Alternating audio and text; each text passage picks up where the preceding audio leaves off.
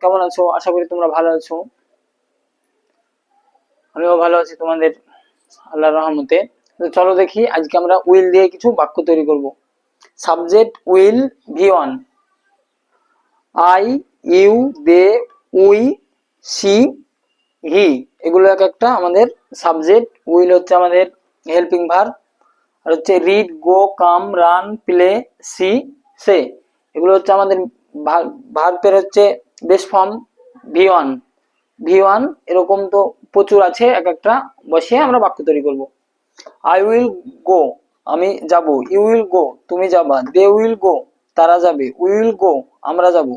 She will go, সে যাবে। He will go, সে যাবে। She হচ্ছে মেয়েদের জন্য, হি হচ্ছে ছেলেদের জন্য। চলো আমরা এর ভার্ব পাল্টাই। আই উইল রিড, আমি পড়বো। ইউ উইল রিড, তুমি পড়বে। দে উইল রিড, তারা পড়বে।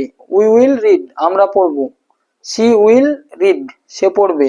হি উইল রিড, সে পড়বে। এখানে কারো তোমরা নাম নিতে পারো, মনির, রবি, রহিম, করিম, এভরিথিং।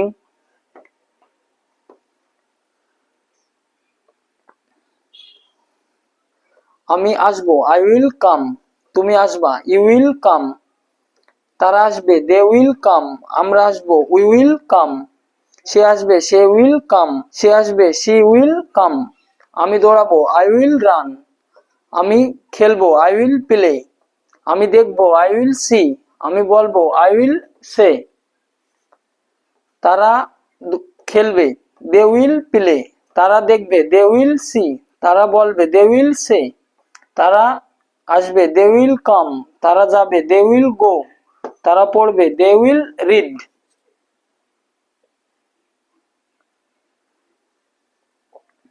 আমি দৌড়াবো, আই উইল রান, তুমি দৌড়াবা। ইউ উইল রান, তারা দৌড়াবে। দে উইল রান, আমরা দৌড়াবো। উই উইল রান, সে দৌড়াবে। সে উইল রান। তোমরা নিজে নিজে এভাবে বাক্য তৈরি করবে বাড়িতে বসে, তাহলে তোমরা দেখবে পারবে। আর ইংলিশ শিখতে হলে তোমাদেরকে প্র্যাকটিস করতে হবে। প্র্যাকটিসের, তুমি ইংলিশ শিখবা, ইংলিশে কথা বলবা, প্র্যাকটিস করবে না, এটা কখনোই সম্ভব নয়।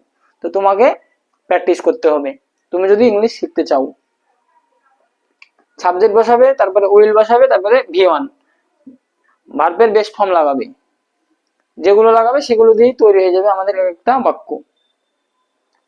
আই উইল রিড, আমি পড়বো। ইউ উইল কাম, তুমি আসবে। দে উইল প্লে, তারা খেলবে। উই উইল সি, আমরা দেখব। সে বলবে। শি উইল সে, সে বলবে। এভাবে তোমরা বাড়িতে বাক্য তৈরি করবে।